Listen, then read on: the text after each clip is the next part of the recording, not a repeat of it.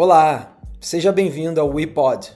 Eu sou Daniel Silva, o host de quase todas as conversas. Aqui no WePod nós temos uma conversa semanal, aberta ao público, onde nós convidamos grandes amigos, empreendedores, executivos, investidores, agentes do setor de inovação, de startup e de empreendedorismo no Brasil. Uma conversa aberta, franca, onde nós exploramos os grandes temas atuais: gestão, visão de mercado, como investir, como montar uma startup de sucesso. Tudo isso aberto ao público. São 15 minutos, onde o nosso convidado conta um pouco da sua história e depois 45 minutos de pergunta de todo mundo que está participando. É aberto ao público, atualmente acontece todas as terças-feiras, às 8 horas da manhã, horário de Brasília, mas você, que não pôde acompanhar, pode seguir aqui no nosso canal. Vamos estar sempre trazendo essas conversas. O WePod é uma iniciativa da We Heart Impact. Nós somos um hub de inovação e empreendedorismo, atuando no Brasil e no mundo. Se você quiser saber mais, weheartimpact.com. Seja bem-vindo. Vamos para a conversa.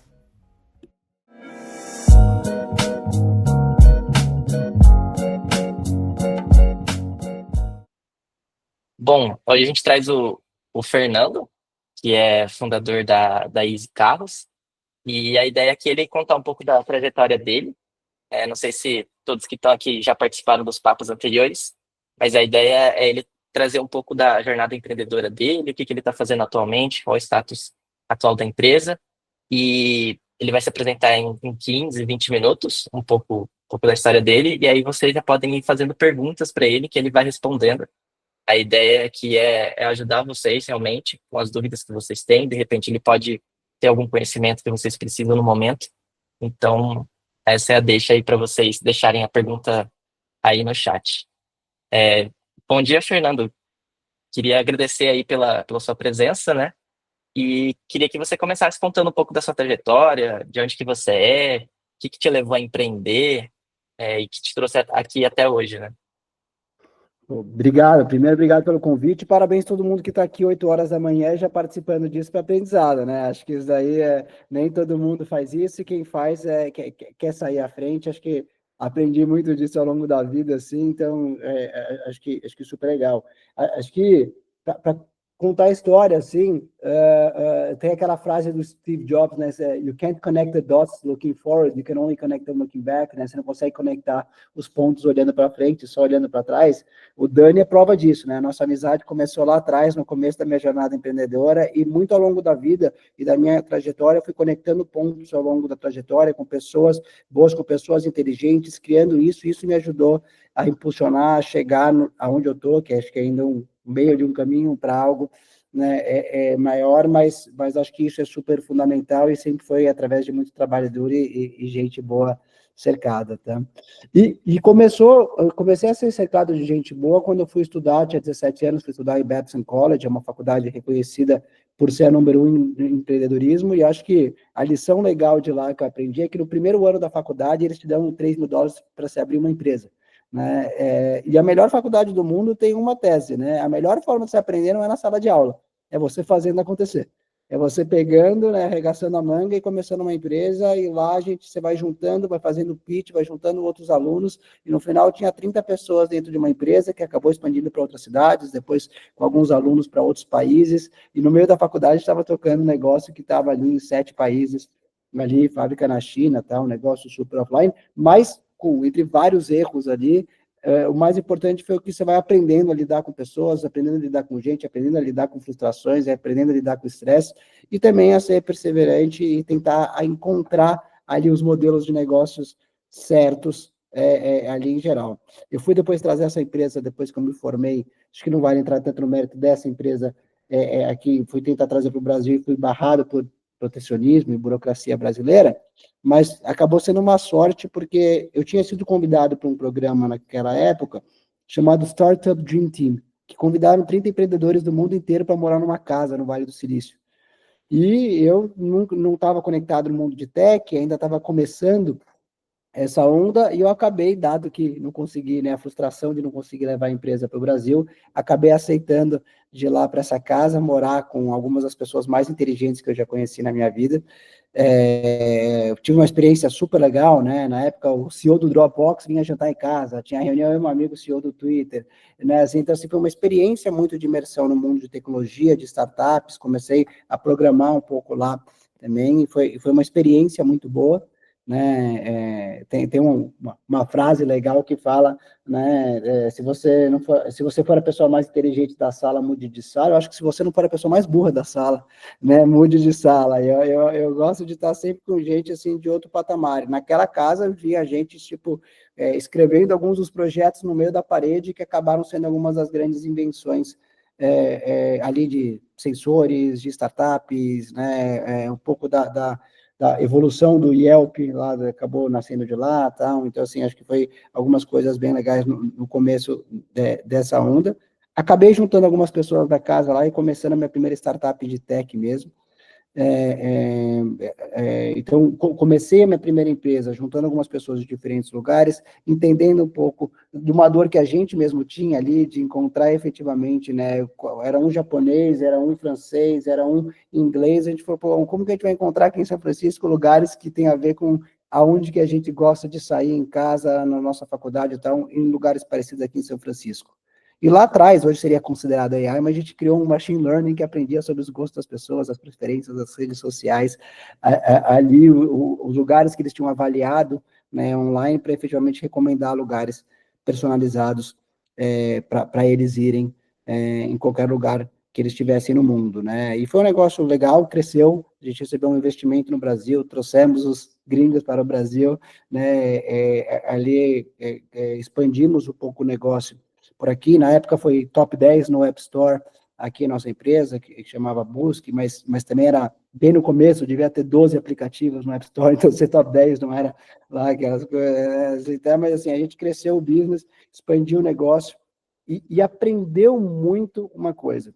É difícil o modelo B2C puro, né? A gente vê nessa era do AI muita gente criando businesses que podem servir para o cliente final, pessoa física, né? Aquele que a gente chama de B2C, mas no Brasil, quando uma tecnologia é nova, e era o caso da gente naquela época, é difícil você ter muitos consumidores pagantes para sustentar um negócio.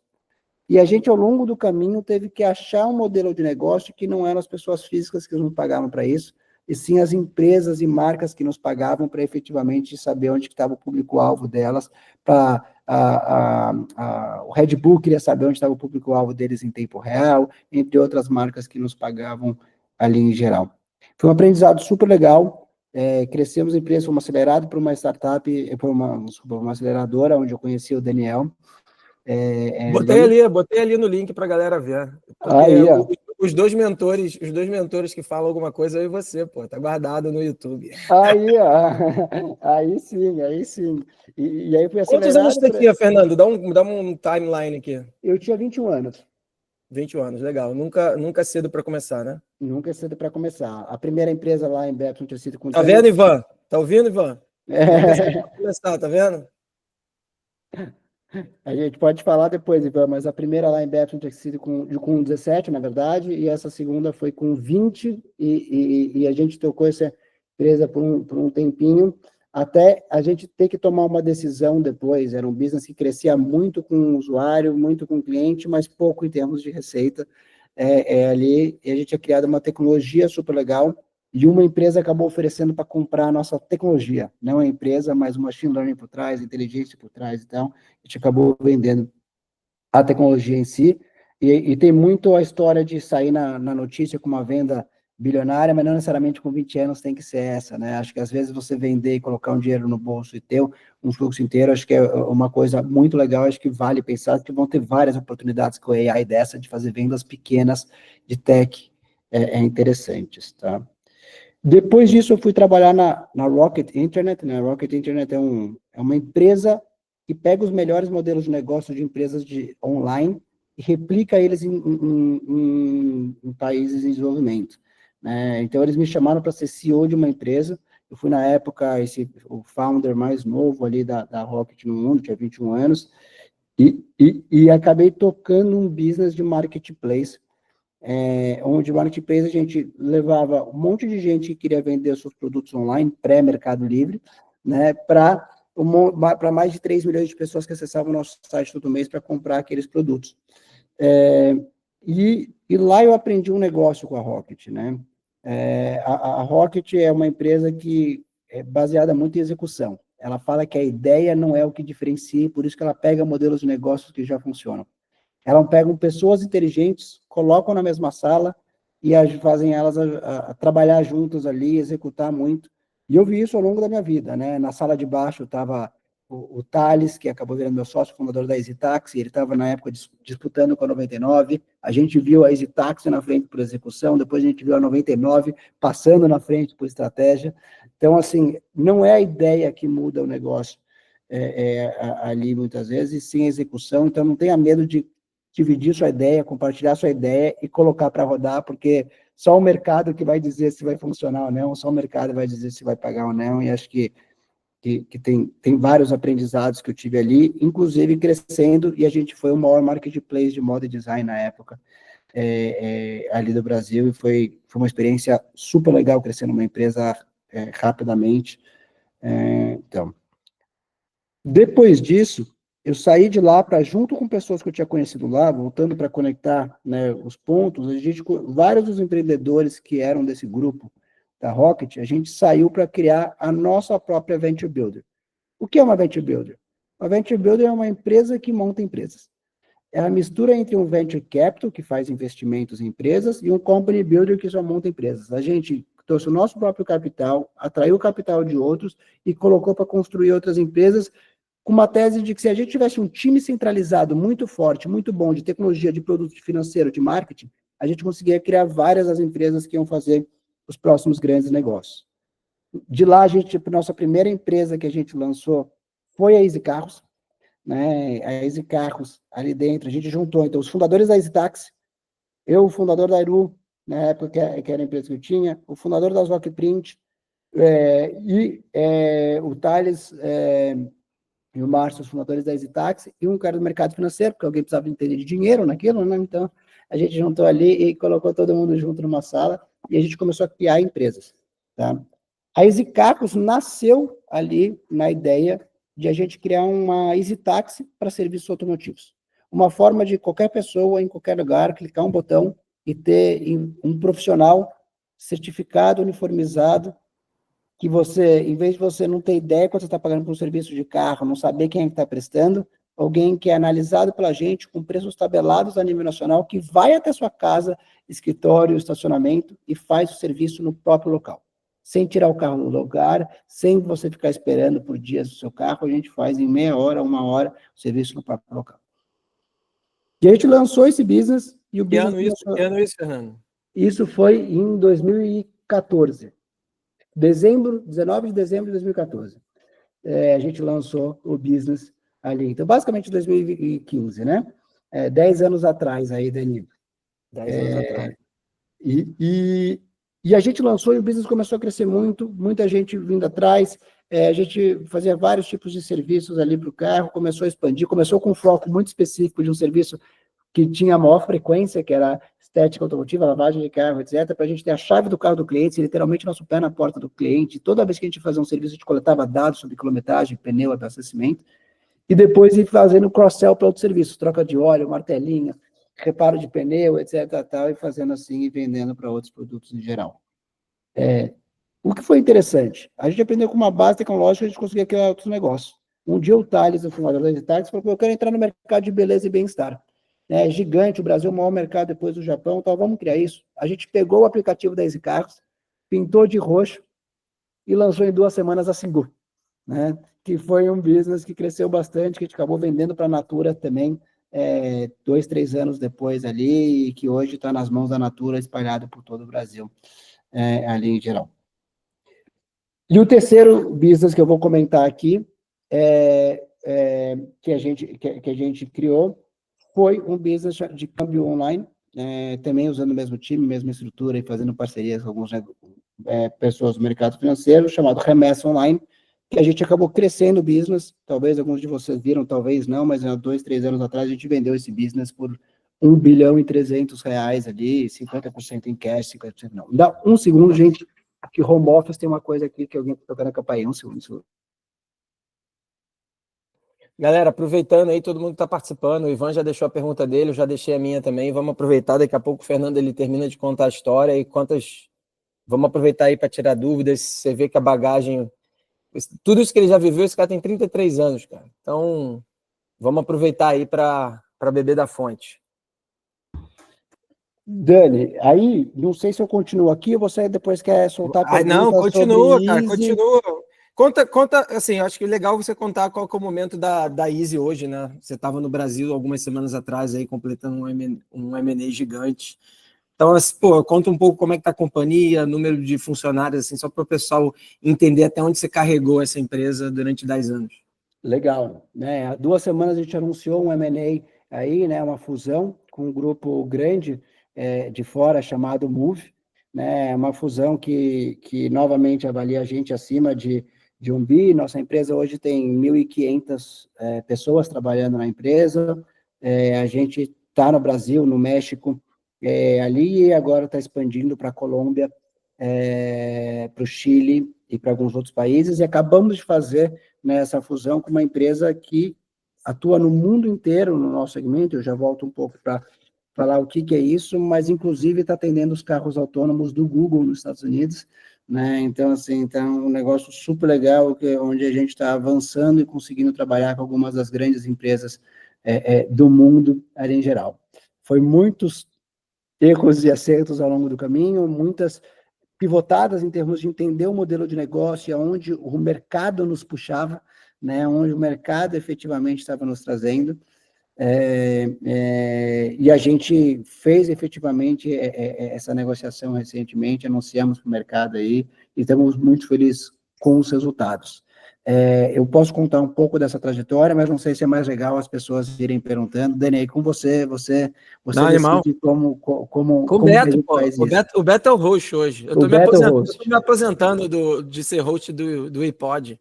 Agora é o Beto, para trabalhar essa habilidade de comunicação. Arrebenta, Beto. Melhor ainda. Então vamos lá, Beto. Boa. Tem a pergunta aqui do Ivan. Ele perguntou sobre empreender novo, né? Você começou a empreender muito novo. Como que foi esse processo de aprender a liderar outras pessoas? Ótima pergunta, tá? Primeiro, eu diria que é um pouco leitura, um pouco erro e acerto, tá? E 3 mentores, tá? Talvez o meu maior aprendizado que eu tive ao longo da minha jornada é basear meus aprendizados em quem já errou e quem já acertou antes, porque você acaba aproveitando muito disso, né? Então, pessoas como o Daniel, que já passou por todo tipo de vivência aqui, pessoas que foram meus investidores, pessoas que eles ajudaram muito, e eu acho que tem muita gente disposta a dedicar um tempo nessa jornada, em especial se você for aberto e sincero e não tiver receio de compartilhar as suas dúvidas, do tipo, não estou sabendo tomar uma decisão se eu devo demitir essa pessoa ou não. Não estou sabendo motivar essa pessoa do meu time porque eu nunca tive que fazer isso. Tá? Tem alguns livros específicos que eu acho muito bons para a gestão, mas a liderança na prática você tem que saber lidar com pessoas. E lidar com pessoas você aprende no dia a dia, com seus amigos, com também situações na prática, e com erros e acertos de novo. Eu errei muito na minha primeira empresa sobre gestão. E a gente conseguiu atingir resultados, mas provavelmente a gente tinha um time muito desmotivado ali. Porque eu achava que liderar era ser chefe, né? Liderar era falar o que todo mundo tinha que fazer e não incentivar todos a pensarem juntos e estarem alinhados na direção que a gente tem que ir. Eu pensava no começo que liderar era fingir saber todas as respostas e não compartilhar as dúvidas que você não tem, as respostas certas, e deixar claro o que você sabe por experiência. Se você está empreendendo com 19, 20 anos, vai chegar um momento que você vai contratar uma pessoa de 30. Essa pessoa de 30, ela não vai assumir que você sabe tudo. ela vai se inspirar em você pela coragem de empreender, pela ideia que você teve, pelo seu posicionamento como líder, e inclusive pela sua humildade quando você não souber. Se você tiver a humildade intelectual de saber isso, é muito importante. Mas eu demorei muito para entender isso. Eu falo, pô, estou empreendendo com 20 anos, eu contatei o cara com 30, ele tem que achar que eu sei tudo. Mas não tinha como eu saber tudo. E talvez ele, olhando para mim, já sabia que eu não sabia tudo. Tá? Mas eu fingia que sim. Tá? Então, Fake it till make it. Porra, total. Mas eu gostei dessa abordagem também. Eu acho que leitura é fundamental, né? Hoje a gente não só, além da leitura, você tem podcast. Então, sempre checando a referência, né, gente? Não vai seguir aí um criador de conteúdo que está buscando like para te vender um curso online, mas sem buscar pessoas que realmente são referência. Tem muita literatura em termos de liderança. Cara, você lê 3, 4, 5 livros, você já vai estar com um contexto mais claro. E eu gosto muito do que o Fernando falou, o fato de você buscar mentores, você levar os desafios que você está vivendo, perguntar, pô, você já esteve nessa situação, o que você fez? E, cara, transparência, uma comunicação muito clara, alinhamento constante. Mas, cara, é na marra, é cicatriz da vida, né? Não tem muito mistério. Algumas pessoas têm uma habilidade maior, foram criadas dentro de um contexto dentro de casa que, sei lá, o pai contava como é que era ele no trabalho e você tem um pouco de informação, mas na verdade, cara, tua habilidade de testar e aprender o mais rápido possível e continuar evoluindo o tempo todo. Eu tive essa sorte que o Dani comentou de ter, né, pais empreendedores em casa, então sempre escutei isso, sempre absorvi o que eu achava certo, o que eu achava errado, né? Também é uma outra geração, então acho que também esse papel de ser chefe veio de uma outra geração, né, ali, de um outro negócio, de lidar com diferentes pessoas. Eu coloquei 2 livros aqui que eu acho que são bem práticos sobre gestão, tá? O The Great CEO Within, os dois têm em português. Tá? E esse chega a falar quais as reuniões que você deve ter, com qual frequência, como comunicar, como fazer, tal. Então, assim, se você se debruçar e ler isso, assim, tal, e seguir e ter isso de prateleira, é um baita livro. Eu escrevi os 2 aí, o High Output Management, também, que é do fundador da Intel, né? Hoje todo mundo só conhece a NVIDIA, né? Mas a Intel era grande empresa antes da NVIDIA, né? Ali de chips.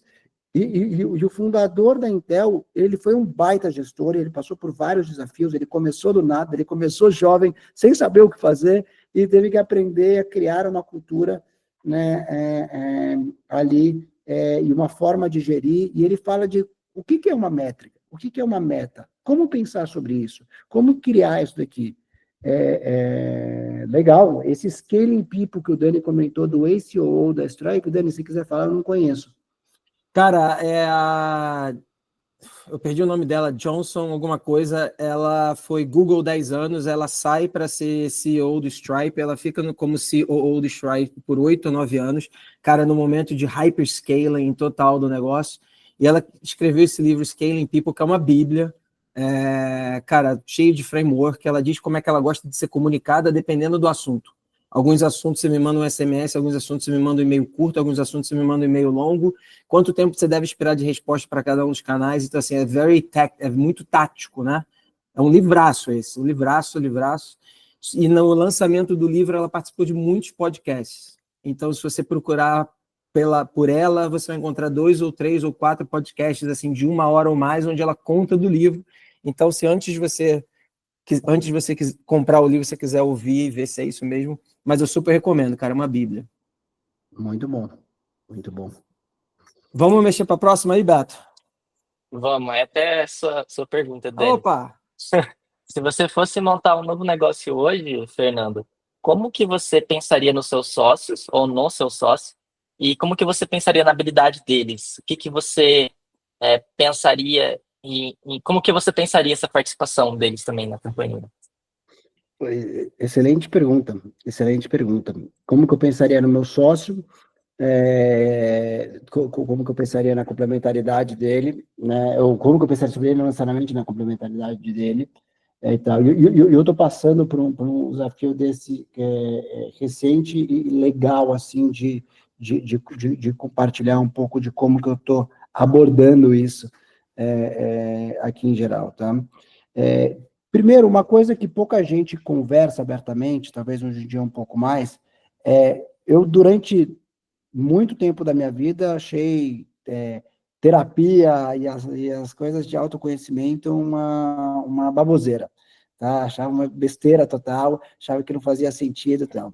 E uma rodada, quando a gente estava quase quebrando a Easy Carros, um investidor meu, que tinha sido CEO global da Ambev, depois de o C-level de RH global da Ambev, tal, e era nosso investidor e mentor, chegou para mim e falou o seguinte: eu invisto na sua própria rodada com uma única condição: faça terapia. E aí eu comecei a fazer terapia, isso me deu um autoconhecimento diferente do que eu tenho, do que eu tinha, para o que eu tenho hoje. Isso me ajuda a responder essa pergunta aqui, talvez, de uma forma muito diferente do que eu tinha lá atrás, tá? Eu hoje, eu antigamente pensava nos meus sócios e pensei nos meus sócios de forma de qual que é a complementaridade que eles têm. Quais são os skills que eu tenho e o que são os skills que ele tem, e mapeei isso e encontrei alguns sócios ali em geral. Eles eram, no papel, né, tipo aquele time de futebol que é muito bom no papel, né, e que joga muito bem junto, mas que quando na prática vai ver, né, não é exatamente o que você precisa. Hoje, quando eu estou buscando, o que eu estou olhando? O que eu quero que essa pessoa seja world class? Em quais poucos, uma ou duas coisas que eu gostaria que o meu sócio fosse um dos melhores do mundo. Champions League. E aqui, às vezes, é um conhecimento muito específico ou uma capacidade muito específica ou algo da personalidade muito específico. Porque, às vezes, você é um gênio da tecnologia, mas não sabe lidar com pessoas. E você tem um sócio que é o melhor do mundo em fazer amigos, conectar com pessoas e trazer relacionamentos e investidores, é uma excelente coisa que você tem que fazer. Não é a única, mas é aquela uma, três coisas que você precisa que essa pessoa seja world class. Às vezes é o contrário, você é um baita conector e você precisa que essa pessoa seja um ótimo COO, como o Dani acabou de compartilhar, que é uma pessoa hiper organizada, que sabe escalar, que já fez isso, que consegue conectar, que consegue fazer isso. Nas minhas experiências passadas, eu encontrar pessoas que eram somente complementares ali, não funcionou. Em algumas delas, né? Elas eram complementares, mas elas não tinham o nível que eu tinha de expectativa nas coisas que precisavam ter.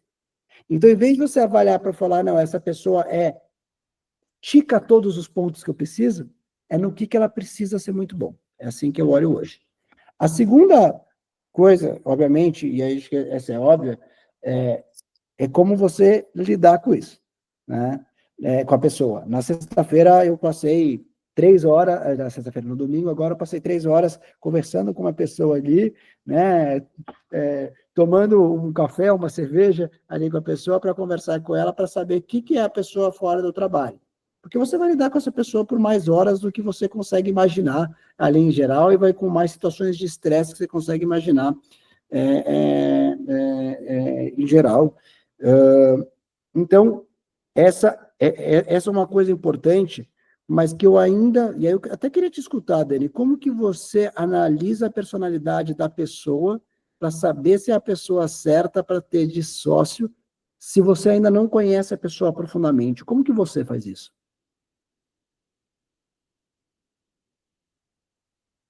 Cara, faz muito tempo que eu não penso em, assim, a última vez que eu montei uma startup faz bastante tempo, né?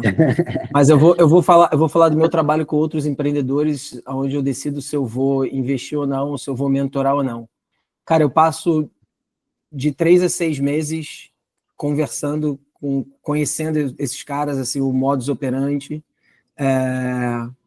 antes de me comprometer com aquilo. Acho que no caso do Beto foi isso, quando o Beto tinha uma startup que eu acabei mentorando ele, o co-founder dele, eu ajudei diversas sessões sem compromisso nenhum, querendo para entender como é que eles trabalhavam, né?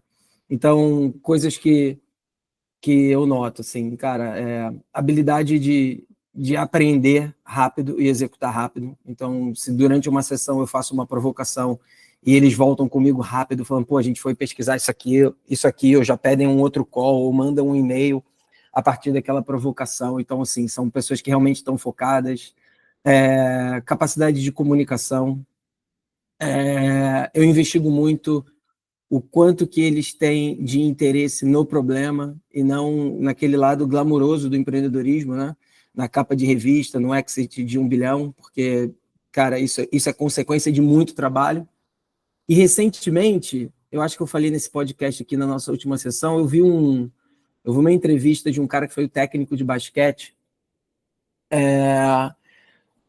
do time inglês na década de 80, e depois ele virou psicólogo esportista, e ele fala que os grandes outliers, assim, os high performers, eles respondem 3 perguntas, né?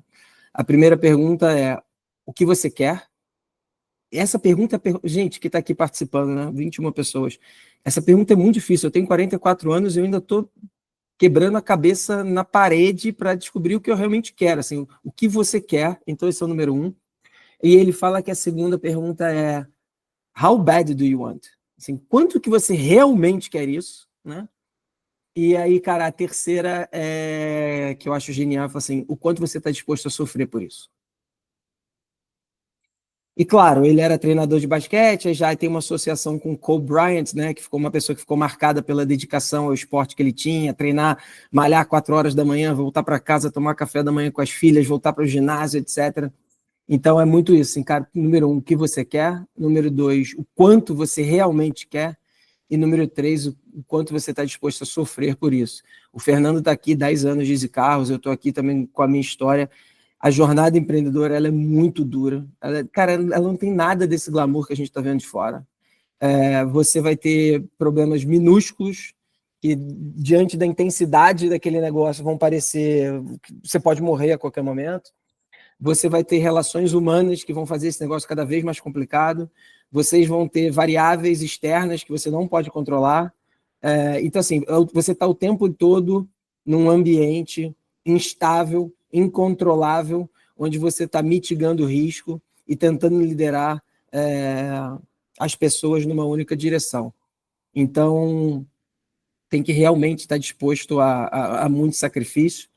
Eu tenho um amigo que está começando uma empresa agora, e no recrutamento, eles explicitamente falam: a gente não vai te pagar para trabalhar sábado e domingo, mas eu quero que você saiba que nós vamos trabalhar sábado e domingo. Se você quiser trabalhar aqui, vai ser um prazer ter você na nossa equipe.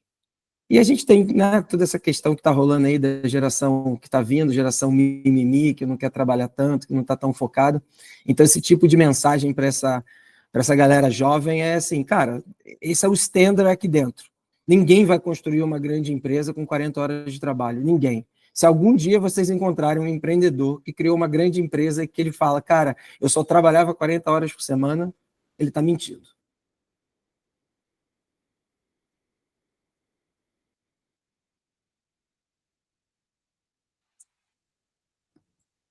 Concordo, concordo. Eu não sei se travou aqui, vocês estão me escutando? Sim, estamos escutando. Boa, Eu tinha boa. dado uma travadinha aqui. Tá bom. Então é isso. Concordo 100%, Vamos para a Dani. próxima, Beto? Desculpa. Vamos. Não, concordo 100%. Só para, se eu puder, eu vou discordar só com o seu último pontinho. Eu acho que depende Tem que do tipo discordar, de empresa. Depende do tipo de empresa que você está criando. Acho que hoje em dia, se você quiser criar um side business, dedicar poucas horas ali e tal, e começar um negócio onde você não está dedicando as 40 horas, beleza? E dá para você tocar isso como um business que gera um caixa para sempre, sem dedicar as 40 horas. Se você quiser criar um business que vale muito, que cresce muito, que tem um valor de equity muito grande, aí não existe quem vai te contar uma história ali que trabalhou menos do que as 40 horas ali em geral. Boa, então vamos para a próxima. Pergunta do Henrique. Você acha que a IA pode ser implementada em qualquer startup de forma estratégica, sem cair no exagero de se autodenominar uma empresa de IA? Essa é a pergunta dele. E no caso da Easy Carros, vocês já estão utilizando inteligência artificial? E se não, tem algum plano para isso? Excelente pergunta. Assim, eu acho que muita empresa está virando empresa de IA só porque, né, como há 3, 4 anos viraram empresas de blockchain, né? E como 4 anos antes disso viraram de Big Data. Então, assim, eu acho que todas já tinham alguma coisinha ali que possibilitava ser isso, mas que não são como base isso. Tá? Eu vi uma pergunta aqui de fake it until you make it, eu concordo 100%. Acho que a geração do fake it until you make it, né, passou um pouco aqui, acho que aqui é uma de transparência aqui em geral. Acho que tem muita oportunidade para empresas que tomam a decisão corajosa de virar uma empresa de AI, tá? Se eu tivesse num outro momento da Easy Carros, a gente hoje tem o maior software de gestão que a gente basicamente hoje no mercado de locação de carro, todo mundo conhece a Localiza, a Movida, a Unidas, players aí que vocês talvez já viram nos aeroportos. Mas 60% do mercado está na mão de pequenas e médias locadoras. A gente ajuda as pequenas e médias locadoras a crescerem e conquistarem o mercado e ter as mesmas vantagens dessas gigantes aqui no mercado, juntando todas uma plataforma que ajuda elas a gerir melhor o negócio, comprar carro melhor, financiar melhor, operar melhor, vender melhor e alugar carro melhor aí em geral. Tem alguns business que estão um pouquinho mais no começo do que da Easy Carros, talvez uns 5, 6 anos antes, que eles pegaram o business deles, por exemplo, a gente tem um SaaS ali para o mercado, e se alguém vai disruptar o seu negócio, é melhor que seja você mesmo, né? Então, eles basicamente destruíram o SaaS deles e se transformaram num AI puro que resolve muitas das questões dos clientes dele. É possível fazer isso? Respondendo a sua pergunta? Mas todas as empresas fazerem isso, se autodenominar, eu concordo que é um exagero aqui em geral. O que a gente está fazendo aproveitando o nosso momento? Como a gente tem 40% do mercado de pequenas e médias locadoras, a gente está pegando a nossa base de dados do segmento, que a gente tem dentro do nosso SaaS, e criando o nosso próprio Easy GPT ali. Então, a gente tem hoje 350 relatórios dentro, ligados ao nosso SaaS, os clientes podem ir lá ver o relatório, dar uma pequena customizada nele e tal. Falei, pô, mas ninguém quer ficar customizando o relatório. A pessoa quer saber as respostas dos negócios dele. Então, a gente colocou um AI dentro da nossa base de dados, onde a gente está começando a testar isso, tá? A gente não está lançado ainda com essa solução completa, onde, basicamente, as pessoas vão poder fazer perguntas sobre o negócio dele. Qual que é o meu melhor cliente? Qual cliente me dá mais margem? Qual tipo de investimento me dá o melhor retorno? E o segundo passo que a gente está construindo agora é comparar com outros clientes. Quais clientes na mesma região? Qual que é a margem de clientes na mesma região? Aonde eu posso encontrar uma oficina que tenha um custo mais baixo para uma troca de óleo? E depois expandindo isso para ele comparar isso com os outros da região e com o mercado. Qual que é o preço que esse carro está sendo vendido na média? Qual que é o custo de financiamento em geral? Isso tudo dentro de uma plataforma de AI. Ah, mas então você ainda não lançou nada? Não, a gente já começou a lançar algumas coisas que hoje o nosso time de produto e design está substituindo as coisas que o time de tech estava fazendo. A gente acabou de lançar uma home nova, onde a gente refez a home em 4 dias, né, usando o Framer. A gente acabou de lançar um canal de parcerias, onde a gente tirou do time de tech algo que ia demorar 3 sprints, né, ou 6 semanas, para algo que produto e design fizeram em 7 dias. E então a gente está deixando o time de tech mais focado nas coisas que exigem intelectualmente mais conhecimento técnico profundo de back e de estruturação, e passando as coisas que são mais ágeis, mais rápidas e que precisam de mais velocidade para time de produto e design.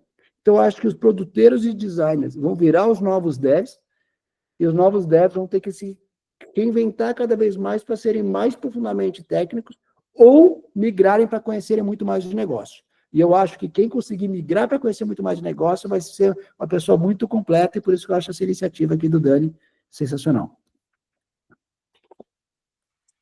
Boa, galera. E acho que essa é justamente a ideia, né, aqui do iPod, né? A maioria do pessoal que está aqui é desenvolvedor e a gente quer passar essa bagagem de business, né, de marketing, de vendas para eles justamente terem esse conhecimento a mais, né, e poderem desenvolver as ideias deles.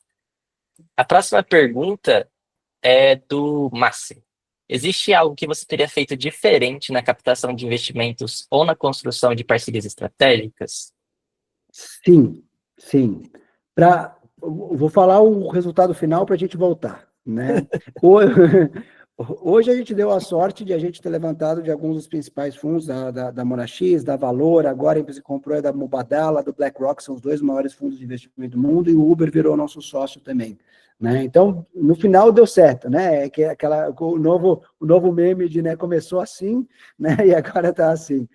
Mas a gente errou muito ao longo do caminho e talvez esses 10 anos de jornada poderiam ter virado menos, tá? O que eu errei ao longo da jornada? Não sei se menos, mas talvez menos difíceis, pelo menos. Começou a ficar devagar aqui para mim? Para vocês, tá tudo bem? Ótimo. Tá bem? Tá. Tudo certo. O que eu teria feito diferente? No começo eu tinha muito receio do não. Então, quando eu ia falar com investidores ali em geral, eu ia para aqueles que eu tinha mais propensidade de aceite. E aqueles que tinham maior propensidade de aceite acabavam entrando, isso me dava um tempo para colocar o dinheiro para dentro rápido e para continuar tocando o negócio mais rápido. Mas quando eu vejo, hoje em dia, o que eu teria feito diferente, eu teria abordado todos os fundos e eu teria abordado de uma forma, lá atrás, quando eu comecei o business, existiam 6 fundos de venture capital no Brasil, então também tinha menos opções. Mas, com certeza, eu poderia ter tido mais nãos ao longo da jornada e ter dado mais a cara ao tapa no começo da empresa, quando ela ainda não estava dando tão certo, e possivelmente ter sabido que venture capital é um jogo de números, né? Você tem que falar com 100, porque às vezes é o número 100 ou 101 que vai te dar o sim daquele cheque do tamanho que você quer. Então, ao longo da Easy, a gente levantou rodadas, às vezes menores do que dava, às vezes não com os melhores nomes desde o começo, e eu teria aceitado mais não, eu teria dado mais oportunidade para o não, eu teria escutado mais tempo e tido mais preparado para isso. Eu vejo empresas que fizeram isso depois e que fizeram isso melhor do que a gente. Eu estou arrependido? Não, acho que deu certo, acho que a gente chegou lá, mas eu teria melhorado esse processo em termos de... O venture capital está acostumado a falar não. Você que não está acostumado a escutar. Então, fique à vontade, né? Então, obviamente, você não quer escutar não sempre. Mas saiba que um não hoje não quer dizer que é um não para sempre. E que você pode voltar na próxima rodada se tiver melhorado naqueles pontos, e que, inclusive, eles gostam de dar um feedback e ver que você melhorou naquela próxima. Então, eu teria mudado esse ponto, especificamente, na minha estrutura de investimento. Na de parcerias, eu costumeiramente fui muito chato na negociação, em especial na parte de termos, de jurídico, de etc., com empresas que são médias e grandes e têm essas necessidades. Hoje em dia eu deixo rolar mais rápido.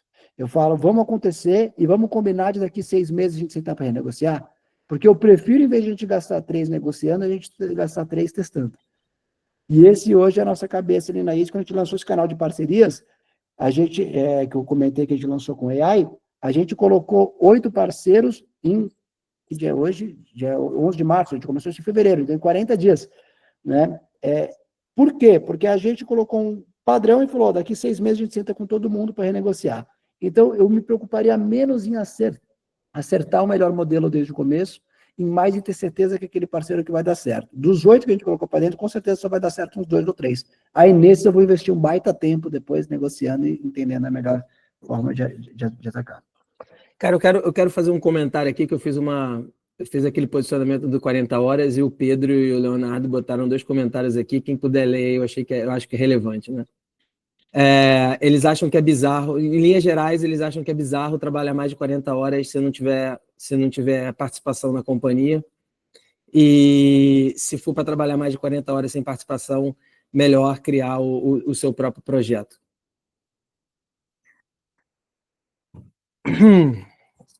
Cara, então, vamos lá. Se você é um empreendedor, se eu estou montando um negócio e eu estou trazendo um membro para a minha equipe que passa por um processo seletivo rigoroso, e ele só está disposto a me dar 40 horas, tá? E a gente sabe que ninguém é produtivo durante 40 horas, esse cara, possivelmente, ele não vai performar na sua maior capacidade. Se ele não performar na sua maior capacidade, ele não está ajudando a construir a visão do negócio para a qual ele foi contratado. Esse é um lado da moeda. O outro lado da moeda é que todo mundo que está aqui está, né, sendo picado ou já foi picado pela ideia de empreender. E aí esse comentário ele é super racional. E por que não montar seu próprio negócio? E eu adoraria que todos vocês, as 21 pessoas que estão aqui, decidam criar o seu próprio negócio, me convidem para ser investidor, eu trago o Fernando para ser mentor também durante o projeto, e a gente começa a escalar essa brincadeira, a gente arrebenta a boca do balão. Correto? Mas, entre esses dois lados da moeda, tem uma linha ali no meio, que é exatamente essa. Nem todo mundo está disposto a empreender, né? Nem todo mundo tem esse viés, nem todo mundo está no momento de empreender. Eu já tive algumas conversas com o Ivan. O Ivan é doido para empreender. Ele só está a fim de concluir a universidade dele, de ter o máximo de experiência que ele está tendo lá no C6, aprender muito, guardar um dinheirinho para quando ele for empreender ele ter um colchão. Então, o Ivan, no C6, eu não acho que o Ivan está deixando 39 horas e 45 minutos. Acho que ele está lá absorvendo conhecimento, ele está lá interagindo com o chefe dele, ele está lá entregando mais do que ele tem para, eventualmente, ele ser promovido e, quem sabe, aquele colchão dele ser maior quando ele decide empreender. Mas esse tópico que o Pedro e o Leonardo trouxeram, cara, é um ponto muito sensível, é um ponto que está acontecendo com todo mundo que está tentando recrutar, e é uma coisa que quem está liderando a empresa e está contratando está ciente, né, de que membros da equipe estão trabalhando em projetos paralelos, ao invés de uma dedicação intensa e total para o seu negócio. Isso é um problema. Isso está muito atrelado à questão do trabalho remoto, né? Existem diversos líderes de grandes empresas, eu acho que o Thales, ex-sócio do Fernando, é um que fala explicitamente sobre isso, que tem que trabalhar dentro do escritório para uma gestão melhor dessas 48 horas que são contratadas, né? Alguém aqui já viu a série Billions, da HBO? Cara, é uma baita de uma série, super recomendo. E tem um momento que o chefão lá, ele é um cara de muitos bilhões de dólares e vai contratar uma mente brilhante. E aí, na negociação de salário, ele faz uma oferta, acho que de 4 milhões de dólares por ano para ela, por 40 horas de trabalho, e ela faz uma conta reversa, falando que ela vai que ele deveria pagar por toda a hora produtiva dela, seja as horas que ela não está dormindo. E aí o salário vira 8 milhões de dólares. Não significa que ela ia trabalhar 80 horas por semana, só significa que para uma dedicação total, o que aquele negócio demanda, para ele ser o número 1 do mercado, ela teria que pensar naquele negócio todos os minutos que ela está acordada. Consequentemente, o chefe deveria pagar por cada minuto que ela está pensando naquele negócio. É um momento muito difícil de recrutar, de trazer funcionários que já têm esse viés de empreender, e é um momento muito oportuno para todo mundo que gostaria de empreender. Vídeo que o Fernando falou de que você consegue testar coisas com 7 dias. A startup que mais cresce na Europa se chama Lovable, tá? Que é uma solução de AI para a construção de plataformas. Na Europa só se fala desse negócio porque as pessoas estão usando para montar negócios assim em dias, 2, 3 dias. Já tem gente que captou 8 milhões de dólares usando o Lovable para construir um negócio. Então, assim, esse momento já usamos aqui, o Pedro comentou. Então, assim, esse momento esse comentário dos dois, eu fiz questão aqui de roubar esses minutos do Fernando, porque realmente é uma questão muito atual, cara, muito atual. E acho que 2 formas de responder isso daqui. A primeira é o seguinte: você quer errar na sua empresa e aprender na sua empresa, ou você quer aprender com gente que já fez e que é mais sênior e que você vai aprender com eles? Então, essa pode ser uma razão para você estar trabalhando mais de 40 horas para uma outra pessoa, porque essa pessoa vai com certeza te olhar, vai te trazer mais próximo, vai querer te ensinar, vai ver que você está se dedicando e vai te ajudar a chegar lá.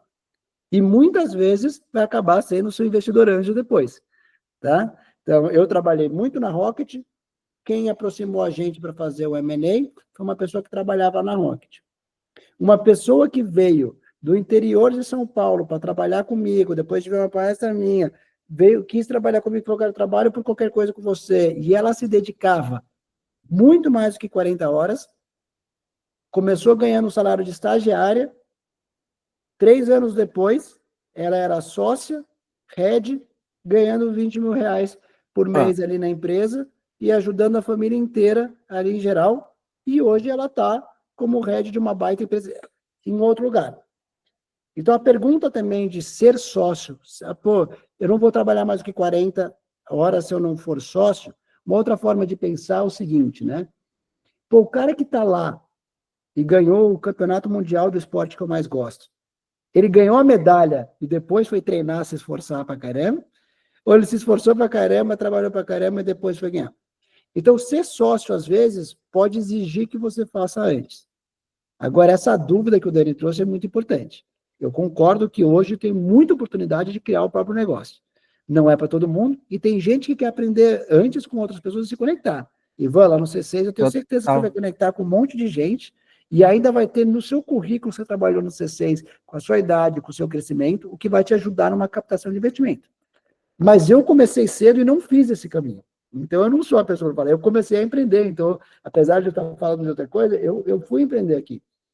E aprendi empreendendo mesmo e tomando porrada. Mas eu sofri muito, tá? Tive burnout, tive questões de saúde, com certeza. Abdiquei de várias situações com meus amigos quando eu tinha 20, 21, 22 anos, tanto sociais, quanto de eventos, quanto de relacionamentos e tal. Então, eu também tomei uma escolha de empreender, porque a diferença de empreender e trabalhar 45 horas e de você trabalhar para alguém e trabalhar 45 horas é que quando você para de trabalhar suas 45, 50 horas com outra pessoa, você consegue parar de pensar no negócio. Tá. No outro, não. Trabalhar numa equipe tem muitos pontos positivos também, principalmente no começo da carreira. Network sendo uma delas, né? Eventualmente é lá dentro que você vai conhecer seu co-founder, entender modos operacionais, conhecer gente que eventualmente você pode contratar. Mas, cara, eu queria fazer essa abordagem aí, porque eu estou sendo bombardeado por empreendedores justamente nessa questão de falta de intensidade dos contratados, porque hoje está muito fácil você ter um side project, um micro size, principalmente se você é desenvolvedor, né? Isso se aplica muito à comunidade de devs, né? Eu não acho que tem muitos designers por aí que podem ter esse ângulo. Mas vamos lá, segue aí, Beto. Pega mais uma, duas para a gente fechar aí com chave de ouro, que foi muito bom. Obrigado pela participação, Ivan. Muito boa a provocação. A gente tem algumas perguntas aqui. Eu vou passar na ordem, mas depois a gente pode ver se a gente envia para o Fernando, talvez ele envia por escrito, ou grava um videozinho de 1 minuto para responder vocês, tá? Para vocês não ficarem sem resposta. A próxima pergunta é do Leandro. Qual é o melhor momento para compartilhar uma ideia para entender se há outros interessados? E aqui eu acho que é no sentido de encontrar outros sócios, né? Outras pessoas interessadas em fazer o negócio. Se não for isso, você avisa aqui no chat, Leandro. É isso. Deu um sim. Leandro, eu te diria que ontem é o melhor dia, o outro dia é hoje, tá? Eu compartilharia a ideia o quanto antes para começar a entender, tá? Eu dei o exemplo da Rocket lá atrás, que é uma empresa que copia modelos de negócio, porque eu falei, a ideia não é o que faz acontecer, né? É a execução. Eu, por exemplo, quando estou analisando um negócio, seja isso como investidor, seja isso como mentor, seja isso como outra coisa, eu pergunto para muita gente ali o que eles acham, tá? Novamente, estou fazendo isso nesse momento de trazer a expertise de uma indústria para tomar uma decisão de um negócio aqui. Essas pessoas poderiam muito bem copiar o negócio. Mas se eu achar que o negócio é facilmente copiável, assim que eu lançar, alguém vai copiar e vai acabar com a minha vantagem competitiva. Se a minha única vantagem é a ideia, assim que eu precisar ter os meus primeiros clientes, alguém vai copiar. Então, eu vejo dessa forma. Tem gente que pensa um pouco diferente.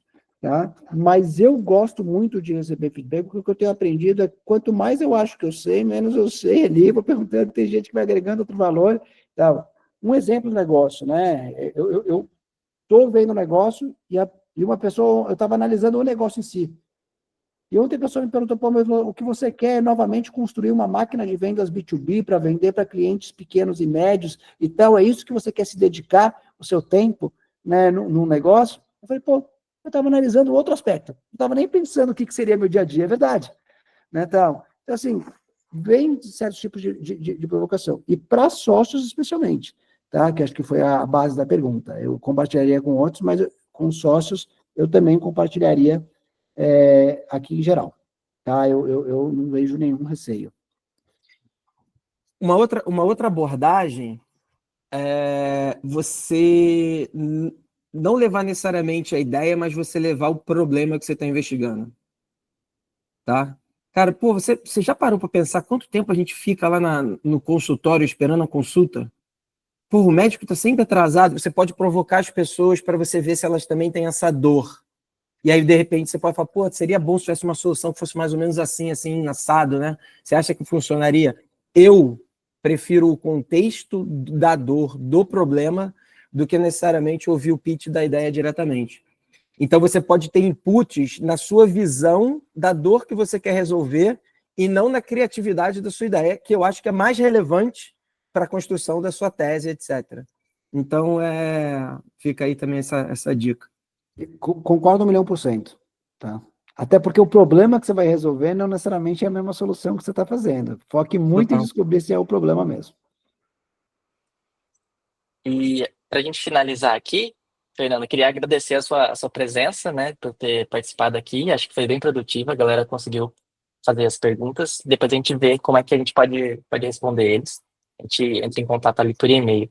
E aí, para a gente fechar, queria que você deixasse uma mensagem para essa galera que está começando a empreender, ou já está empreendendo, ou ainda está tendo ideias. O que você deixaria de mensagem para eles? Alguma coisa que você queria ter ouvido quando estava começando? Alguma coisa para inspirar eles? Legal, legal. Eu diria que comece assim que possível a colocar um negócio na rua. Tem várias formas de você ver o que vai dar certo ou não. A pior delas é deixar ela no campo das ideias. A melhor é fazer acontecer. Eu sempre que tive receio de fazer algo, ou deixa eu colocar de uma outra forma, meus maiores arrependimentos não são pelo que eu fiz, são pelo que eu deixei de fazer. Então, a melhor forma de você olhar para trás, daqui 10 anos, talvez com 30, 35 anos ali, e você está satisfeito com você mesmo, é você saber que você pode olhar para trás e não se arrepende de não ter feito. E pode sim se envergonhar de algo, mas com certeza o aprendizado ao longo do caminho vão ter sido maior. Perfeito. Muito obrigado, Fernando. Muito obrigado, pessoal. A gente ainda não tem os próximos convidados, mas nos próximos dias a gente vai anunciando lá no grupo. Fiquem de olho lá. Muito obrigado pelo convite. Eu deixei meu e-mail se alguém quiser mandar alguma coisa. Animal. Algumas pessoas já me mandaram aqui mensagem pedindo o seu contato. Fernando, irmão, obrigado, cara. Puta, sabe do carinho que eu tenho por você e da admiração. Obrigado por ter vindo aqui. O Fernando vai ser investidor no nosso FFF. Fernando vai ser mentor de algumas das startups também. Mas hoje, novamente, cara, eu queria agradecer Marília, Maria, Nátia. Cara, me dá uma alegria enorme ver meninas aqui. Esse é um universo super masculino, né? É o clube do Bolinha, realmente.